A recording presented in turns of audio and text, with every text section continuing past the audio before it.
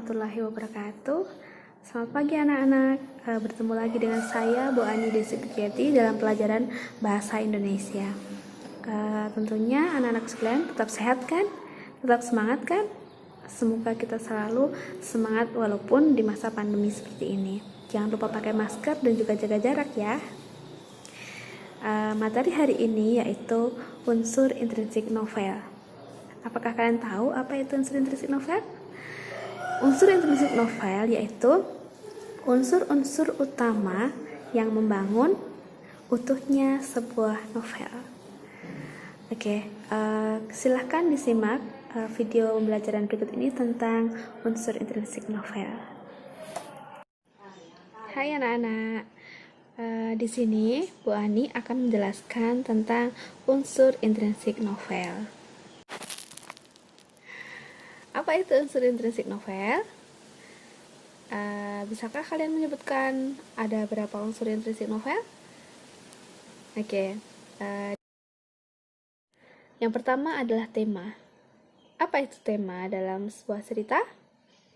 Ada yang tahu? Tema yaitu makna yang dikandung oleh sebuah cerita. Tema suatu karya sastra letaknya tersembunyi dan harus dicari sendiri oleh pembacanya.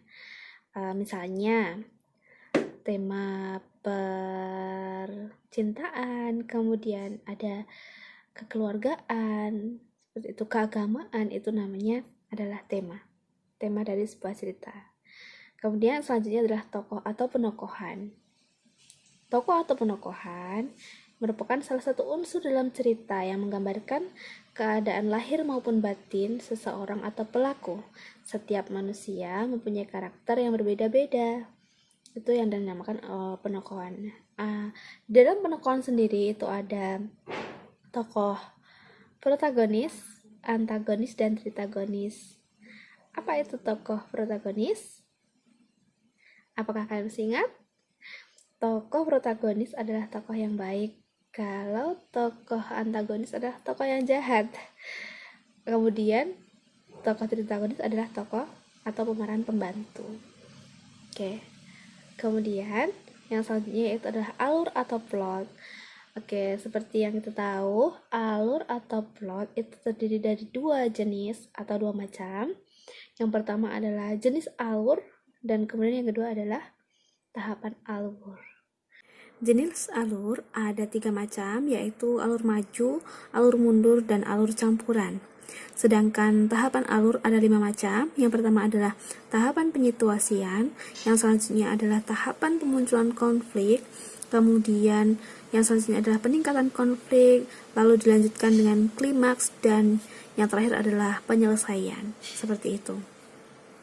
Yang selanjutnya yaitu latar atau setting. Seperti yang kita tahu, latar atau setting dibagi menjadi 3 macam. Yang pertama yaitu latar tempat.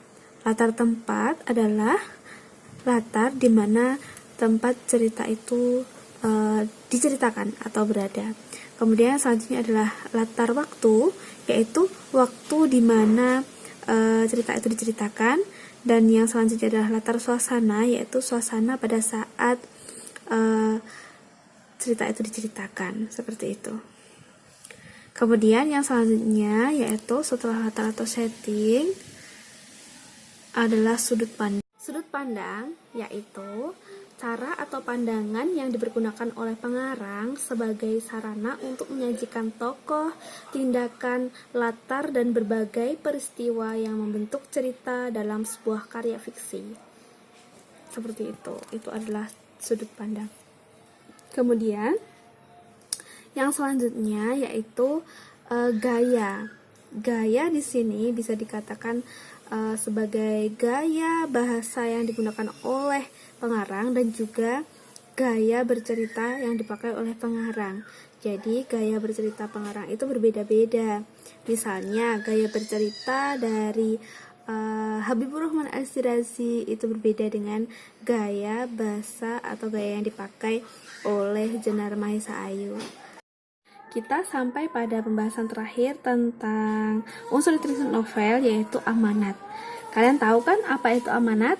amanat, yaitu pesan atau nasihat yang ingin disampaikan pengarang melalui ceritanya kepada pembaca, seperti itu. Oke, cukup sekian penjelasan unsur intrinsik dari saya. Wassalamualaikum warahmatullahi wabarakatuh.